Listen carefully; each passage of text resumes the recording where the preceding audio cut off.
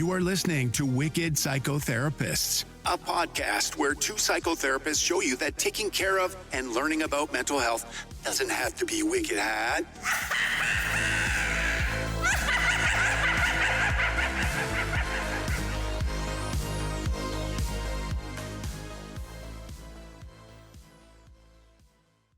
Hey everyone, this is Tanya. Hi, this is Erin, and welcome to Wicked Psychotherapists. So today we have a really fun topic to talk about. It's an old classic movie. Well, I guess not really old to us, but old to maybe some people out there. We are going to be talking about Beetlejuice. So I just wanted to say it 3 times. I know, I was just going to tell you, don't say it 3 times. We got to be careful about it. But yeah, this is, because this is when you'll be hearing this, it'll be in October. It's got a very Halloween theme. And also it's exciting because by the time this is released, the sequel after like 36 years is going to be coming out in, I believe, in September. Mm-hmm. So we thought this would be a fun time to talk about this.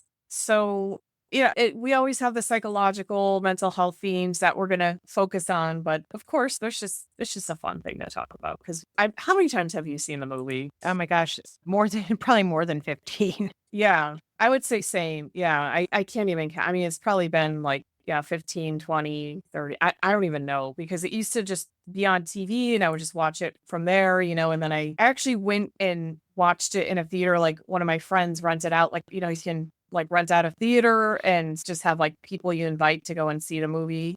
And so we did that for Beetlejuice a few years back.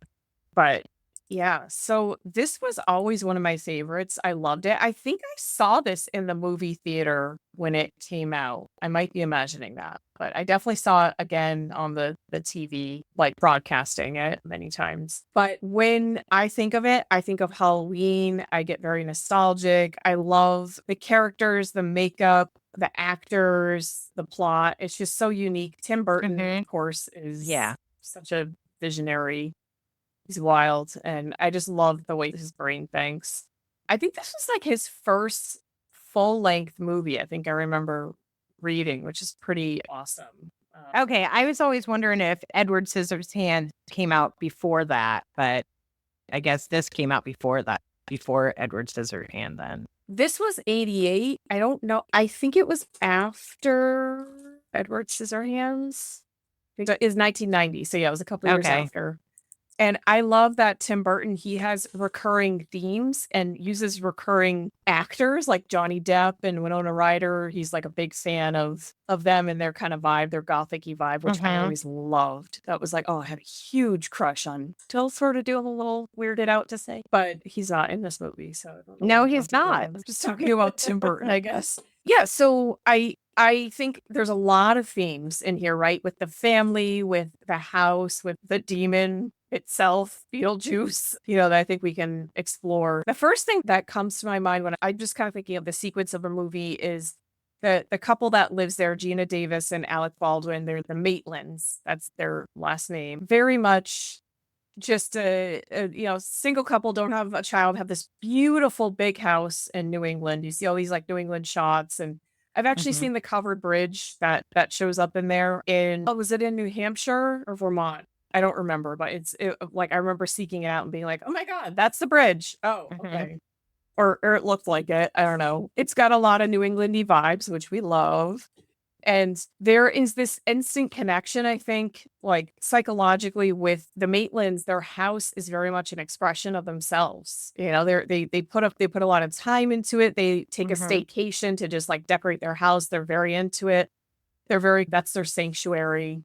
That's what they really love. And I really like that aspect of it. So I think that's kind of sets us up for the rest of the movie. Yeah. It's kind of psychologically like, okay, this is their safe haven. This is what they put their heart and soul into. This is their safe place.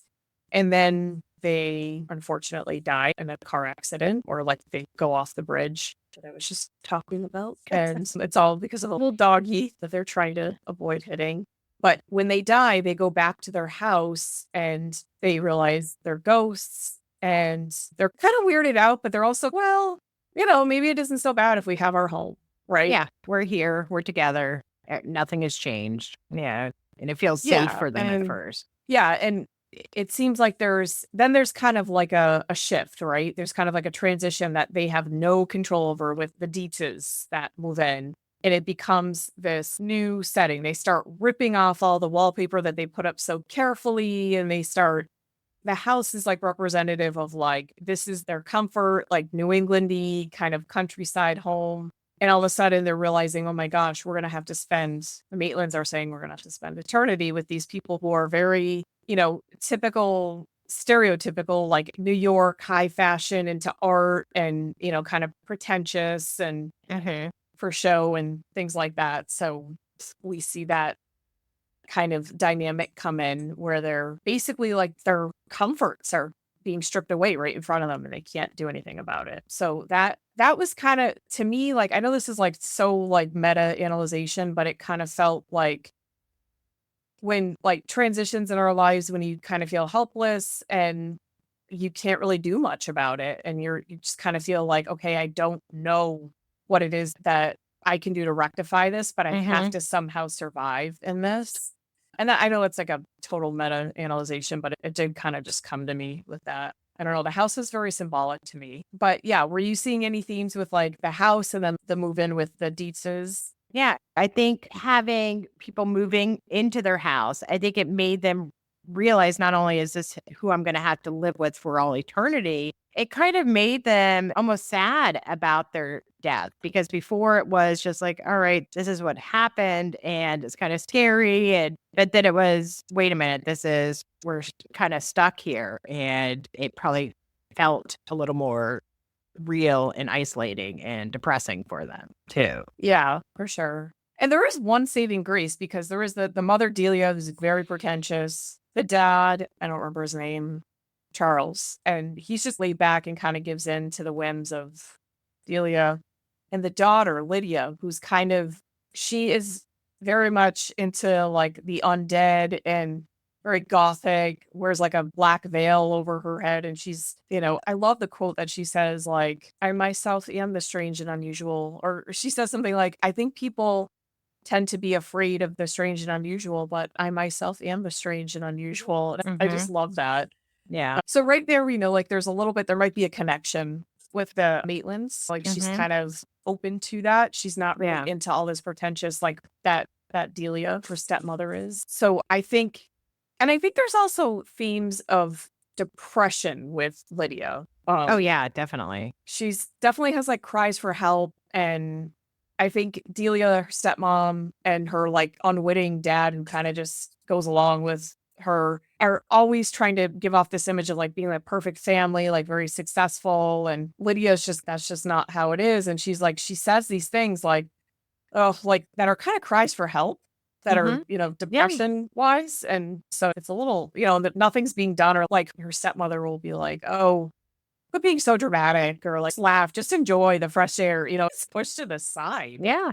Yeah. Cause she does have some suicidal thoughts or talk, or she seems like she's in a state of depression, but it is dismissed because, oh, I have to remodel this home, or I have to let people know how successful I am. And if you're being this way or you're acting this way, it's just kind of a drag. And it's not really fitting the mold or who I'm trying to be or who I'm trying to represent.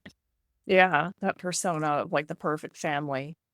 It's kind of funny. It's ironic because Delia, the stepmother, her art is pretty horrendous and it's not very successful. And at one point she ends up getting like trapped by it, which is really like so symbolic of like she's trapped by her like claw-like thing. Yeah. But I liked that at this point. It's so funny because the name of the movie is Beetlejuice, and I think he's actually, the character Beetlejuice, Michael Keaton, is only on screen for like 17 minutes. And of the whole movie? Or just really? Yeah. Like it's only, that's what I was reading something saying that. I'm not completely positive, but he is actually not on screen very much if you think about this. Like, well, if you think about it too, especially if you rewatch it 1,000 times, it's one of those things where you're like, oh wow, he's so cool or fun. And then you're like, oh my gosh, he's so crass and annoying. And I know they try to make him like that, but it's difficult sometimes to watch him. And maybe that's why he's only on it for 17 minutes, because you really start to really love Lydia and the other characters involved in the movie. Yeah, maybe he's like too much that, yeah, they kind of, but I mean, it fills in the time of, it definitely doesn't seem like he's only on for 17 minutes, but yeah, he is a lot to take in. So Beetlejuice comes in when the Maitlands are like needing support. They're like so fed up. They're like, we need help. And they look at this handbook that they've been the handbook for the recently deceased that, and they end up like drawing a door. They go into this like magic world or like portal into a world where it's basically set up like a bureaucratic. Yeah. DMV. Like DMV. Yeah. That's what it reminds me of. I always loved that part. And I do admit when I was younger, I did try to draw a door with chalk and knock on it and be like, is there something there? Like, can I escape? Yeah, I was like, that's kind of like fun. I was like, I just thought it was such a cool idea. Like, oh my God, draw a door. It's right. Yeah. And then you have the person I always remember the one with or the guy, someone smoking. And it was just so disturbing. It's like nothing's left because the cancer is like destroyed. Oh yeah, the like shrunken guy or whatever. Yeah, like he's smoking. He's like, I'm trying to cut down to like 100 pounds a day or something. And then like the lady that's cut in half, and just all the characters there. And then the one that has the shrunken head. That's really, yeah. There's so many characters that you just associate immediately with and you're like, oh my gosh, that's how they died. That's what happened. And then this couple so pure looking and just like just what did we get ourselves into? Yeah, and they like have to take a number and then meet with their caseworker, like a social worker, like, and her name's Juno, and it's like almost like this is how you are dead. There's rules to being dead. There's a way. There's a whole system, like a bureaucratic system, and it's so funny because that's how Beetlejuice comes into their life, where they're like, we have to wait this long and we can't really do anything. We don't have any power. And then they're like, let's look for alternatives. And they find, Beetlejuice has this ad that if you just say his name 3 times, he'll come out and exorcise the demons or, from the house. So he's definitely like a used car salesman, kind of type. He's really crass and dirty and gross. But they're desperate, the Maitlands, and so they kind of reach out for his help, and he just makes things worse. He ends up scaring the Deetzes, including Lydia, and it just is like a disaster.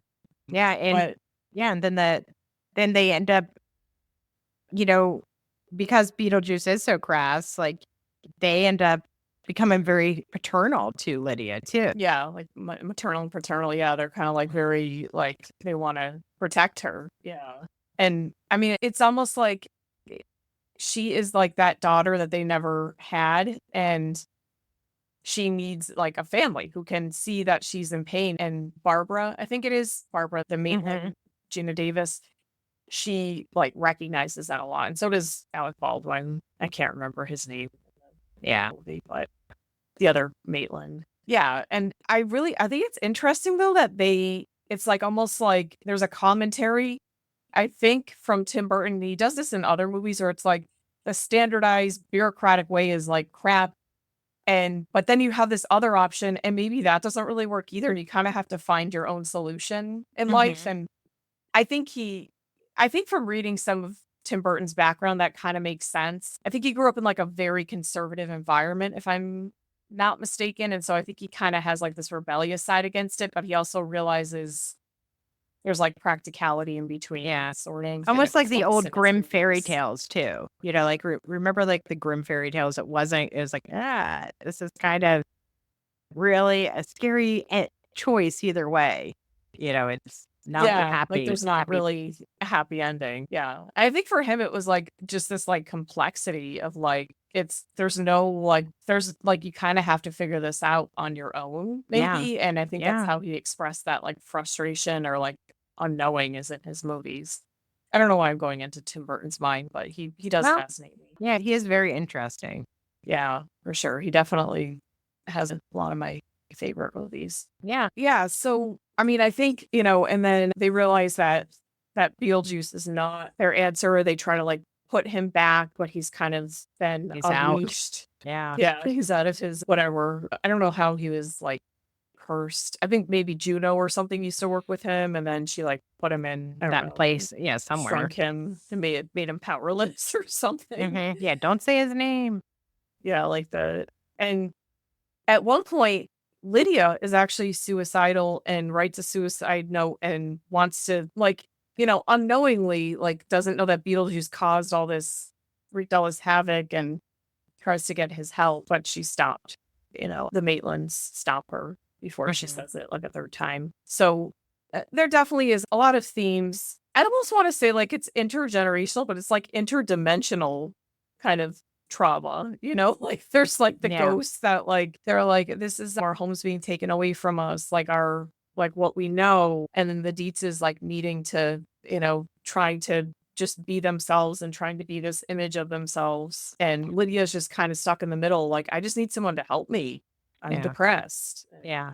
And But they're there's kind of that theme. but it kind of is like, well, it does become kind of like different family relationships because at the end they all figure out how to live together. But Lydia's father, too, it seems like he's been trying to find himself, too. Like, it's like, I don't want all this modern art, or I don't really know who I am. I just want this normal section of this room of myself. So it just feels like a normal house. I want to keep this part how it was.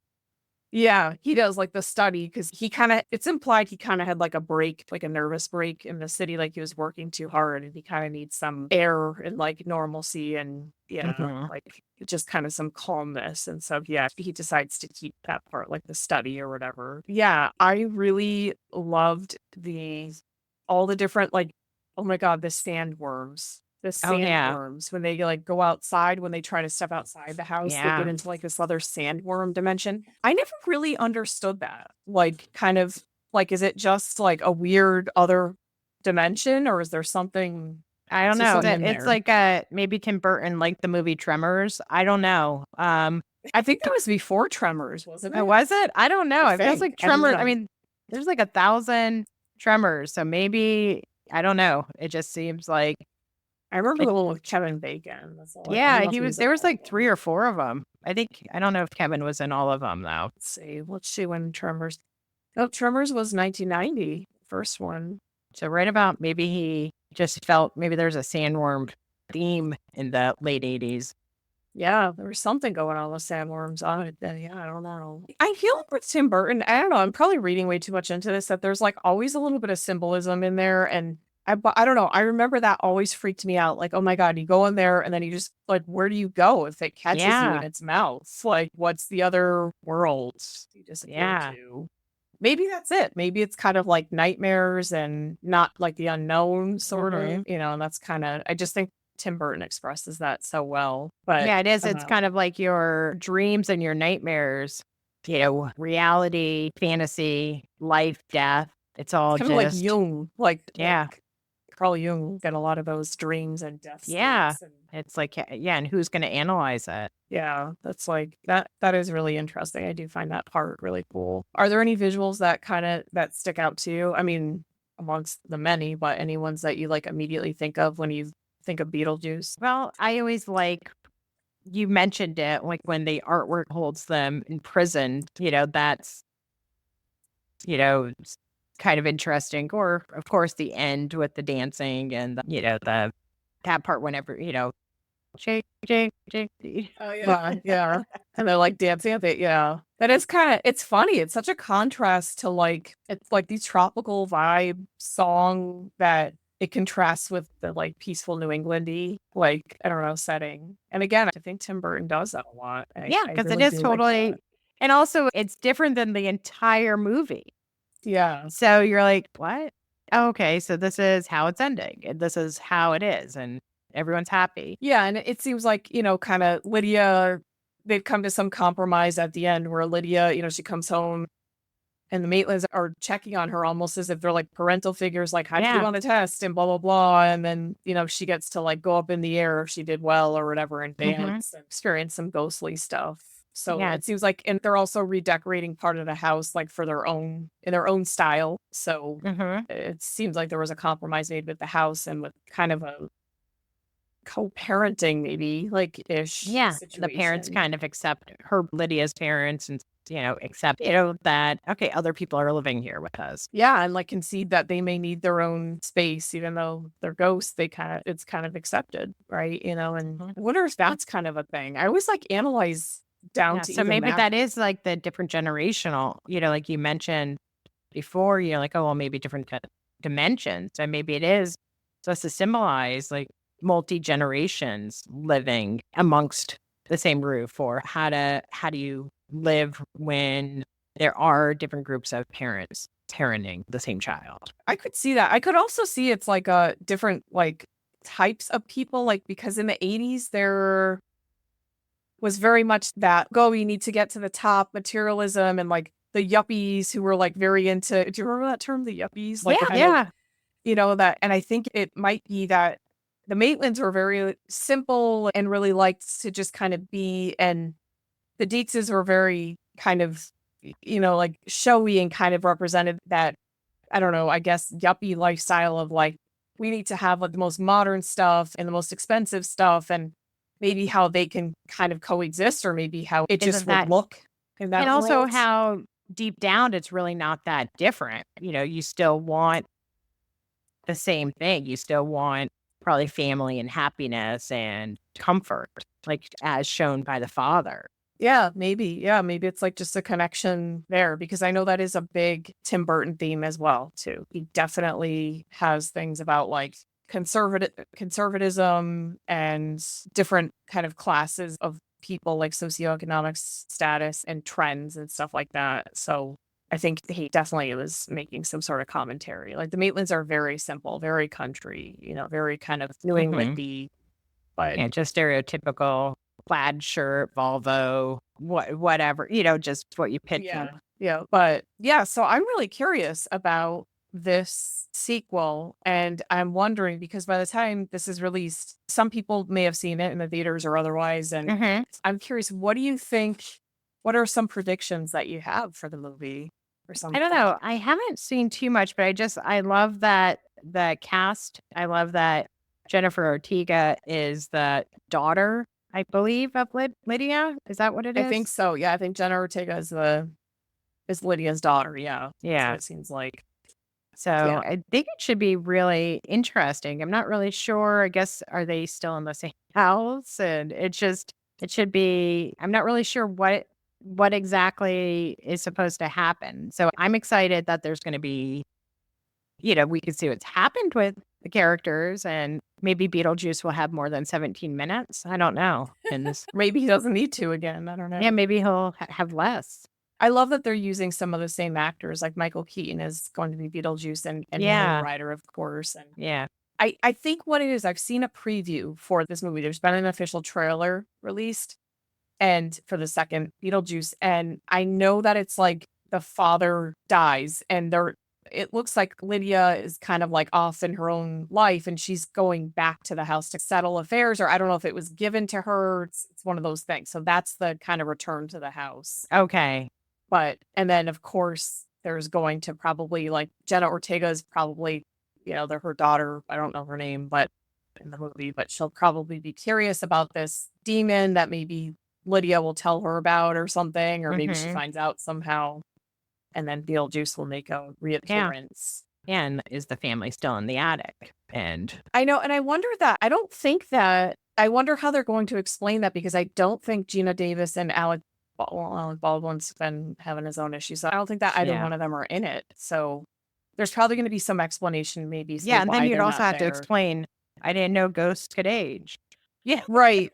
Exactly. Unless they have some great makeup there. I don't know. Yeah. CGI or whatever. Yeah, that's probably why they're not coming back, because you would expect them to still look the same. Well, I think it might be that, or it might just be like, maybe that just is not the storyline. Maybe they just like, they move on to like, maybe that was like their kind of spot for now, and then they move on to like another afterlife. I actually, that was what I was curious about when I saw it, because it didn't address that, and that might be brought up in the first little bit, like, hey, you know what? This was their purgatory. And now they're or like wherever the bureaucratic society sends them, whatever it is. But I'm really looking forward to see if there's any like new creative monsters or like, kind of visuals and things that really stick with you with Tim Burton. He's so creative with that. I'm really looking forward to that. That's something I want to Yeah, he is. see. Yeah, he for sure is. He's got quite the imagination. I really admire it. And it will be interesting too with the second movie, if the stepmother is still alive and still there, how that dynamic has changed. Then if Lydia and her daughter, so then there's 3 women, like if they're going to address the relationship with mothers and daughters too. Oh, for sure. Yeah. And I do believe she is in it. I can't remember her name in real life, but she's was on Home Alone, up Schitt's Creek, whatever it's called. Yeah. She's been She was in Nightmare Before Christmas. Yeah. She's a big, but star. That could be a good psychological component too, of like how that's addressed. How, then if the stepmother is grieving, how, grieving your father who died, grieving your husband. That's going to probably be spoken about or a theme as well. I also think revisiting old demons, like literally and figuratively, right? With Lydia, that may be like a time when she was very depressed. And I'm guessing she's probably, worked through some of that stuff. I don't know, maybe it's still there. But to see how that is, revisiting a place where she had depression and she was dealing with, her stepmother and the fact that she just didn't feel like anybody saw her and going back into that environment. Yeah. And how that'll be too. So and sometimes I'm interested in that for sure. Yeah. Remembering who you were as a teenager and bringing up that state of sadness or depression can be really hard because sometimes as adults, we try to push it away and, it's like, okay, that was who I was then, but then going back and just, oh, wait, I'm at that physical spot. This person or this demon or this entity is reminding me who I was and all that come back. That can be difficult. Yeah. And I wonder if like the demon, like Beetlejuice, is a reminder of like those demons, like those psychological demons, I'm probably overreaching, but that's just in my mind. That's what I think of it as. I also wonder, has Beetlejuice changed? Probably not, but has he had lessons learned? Well, I mean, they left it at the end of Beetlejuice. He had his head shrunk. Remember when he was in the waiting room? Yeah, that's right. So, he got eaten by the sandworm or whatever too, right? And then he ended up in he was in the bureaucratic system. and he was like doing something with the person I don't remember why, but he stole his number in line. That's right. And then he got his head shrunk.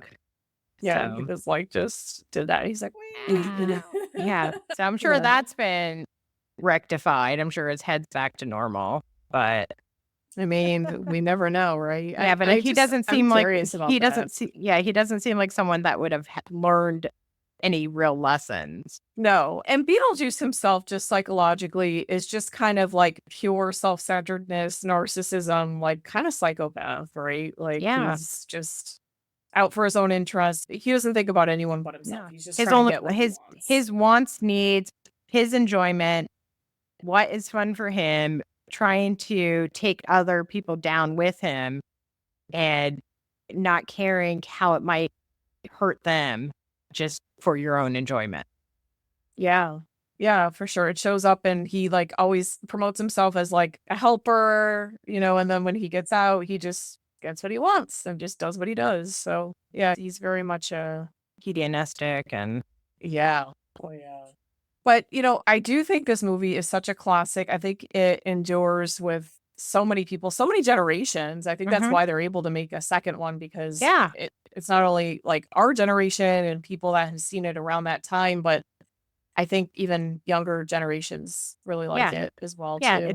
It's definitely a cult classic. I mean, I think, everyone, even if you don't love Beetlejuice the character, there's something about the movie that draws people back to it. Like we both have said, like we've seen it so many times. Like there's just different, and it's one of those movies too that each time you see it, you're probably seeing something different or you're thinking of a different part. Because I know when I first saw it as a teen, I really was like, oh gosh, I really love Lydia. I love her hairstyle. I love her.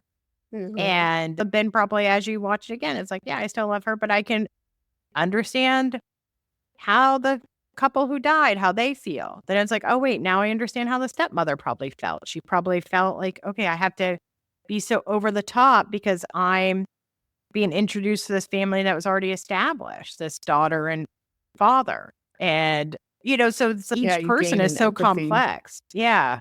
Yeah, it's so true. I think that's so true about a lot of movies when you revisit them at different phases of your life in different ages and decades. You're going to see something different and you're going to start to understand, but probably reflective of your own experiences and just life experience and wisdom. But it is interesting to watch these movies where when I was a kid, I just thought, oh, this is just like, I really didn't see, I just thought it was goofy and I just thought it was kind of cool and, weird. And I like that. And then I started to kind of realize like, oh, there's some themes in here. After a while, I mean, I really didn't realize it for a while. So yeah, it took me a bit, but yeah, there really is a lot to learn from the different perspectives and different family members and seeing and understanding where everyone's coming from. And if you're into, analyzing that, some people just like it as a fun movie, right? Yeah, Because it's just fun. It has fun music. It's silly. There's demons. It's scary. It's funny. It's it's like artistic, visually pretty stunning, especially for 1988. It was like, I think it won an award for the makeup or the costumes or something. So it was like, it was really well done. And I'm excited to see that too, like what the cost or the dress and the, kind of things for the characters, what they're going to look like or be like. Is Lydia still kind of gothic-y or is she out of that kind of thing? I don't know. I'm curious about it. Yeah, I doubt she's wearing pink, but it'll be interesting. Yes. Yeah. So, I mean, I think that with that, this is one of the movies that I will watch every year around Halloween, maybe even before. I think I actually watched it already this year, but I, of course, like to watch it around Halloween. It just reminds me of like that spooky, weird, creative, I don't know, oddball vibe. And like there's the undead, there's the monsters, the characters, the things that you just, always find comfort in. I do the New England scenes too. I really like that because, it's very kind of, I don't know, it's just comforting. But yeah, so I think that's what makes it a cult classic, like to me. And I think obviously a lot of other people think so too. Yeah. Do we have anything else we want to add in here? I think that was a nice cult classic that we were able to discuss. That's I think relevant. So. I mean, I think and it's like we'll be releasing this around Halloween. So maybe right around the time with the sequel too. Maybe this will encourage people to dress up like Lydia or Beetlejuice for Halloween. Yeah. Although I don't know if Beetlejuice would be politically correct now. No. And I understand why, because he's kind of like a pervert and kind of wants to marry a young girl. I'm like curious what I'm like, oh yeah, I guess people don't like perverts. Yeah, they might be like, but I don't know, maybe that's not the take on him. I don't know. Or I mean, they just recognize it was I don't know. Yeah. Or maybe because he was undead, he never really was part, maybe people never thought of that. That's true. He's just creepy. He's just creepy. He's just creepy no matter what because he's gross. That's true. Yeah. There's a lot to think of. And I definitely do want to, I may not go to the theaters to see it because I think I'm actually going on a trip. I'll be on a trip the day it's released, or I'll be somewhere the day it's released, but I do intend to watch it somehow. So I definitely want to. What about you? Yeah, I mean, I don't know when it's released, but I'll probably end up watching it at home or something. Yeah, but definitely going to watch the first one and then gear up for that and then somehow find that. There's another sequel that's coming out that I'm kind of excited about too. Like, or there's just some stuff coming out. Like Wednesday is coming out with a new season. If you're really good. Jenna Ortega. I've been worried that wasn't going to come back. I was thinking about that the other day. I was like, I hope that. No, they're working on one, and so Stranger Things. Yeah, what it's called. That's like that one took a while to come out, but this is the last season. That one is like in the works. It'll be out probably the next couple months, I think. But yeah, that's I kind of got out of that, but I used to really. Yeah, I think because it was so hyped up, I was like, I'm not going to watch this anymore. Yeah, I get like that. I don't know what's wrong with my brain, but if it's something super popular, a lot of times I just don't. I get disinterested.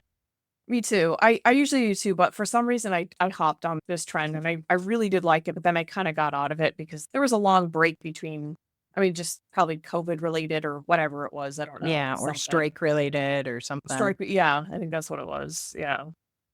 But that's exciting. There's a lot of fall spookiness coming up or is already here when we release this. Yeah. So I am super, super excited for a lot of that stuff. But yeah, I think you all should, if you have not seen the original Beetlejuice, go watch it. If it's not your cup of tea, you're probably not listening to this. Or maybe you are, I don't know, but I don't know. Check out the second one. We have no affiliation with them. It's just, we think it'll be interesting and we'll probably talk about it somewhere down the road, right? Yeah. We like Tim Burton, Oh, yeah, Tim Burton is great. But yeah, so we hope you enjoyed this talk of the classic Beetlejuice and it is, a good reminder to, watch this during the spooky season if you need a reminder and to catch the sequel. Yep. And don't say it 3 times. Say Beetlejuice. Yeah. Yeah. Be careful with that. I don't know if that maybe, who knows, maybe that will have changed too, but we'll see. Yeah. So let us know what you think. Anything we missed, anything that you'd like us to touch on more. We always love any type of feedback, suggestions. Don't forget to follow us on Instagram at Wicked Psychotherapists. On Facebook, we are The Wicked Psychotherapists. Subscribe, follow. Write us a review with 5 stars. That's always something great.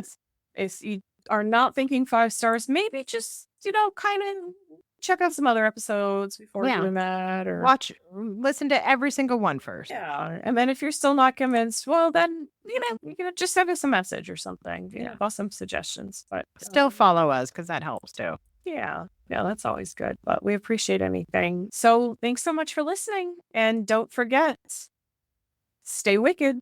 And keep your mind well. All right. Well, have a good weekend. Bye-bye. All right, guys. Take care.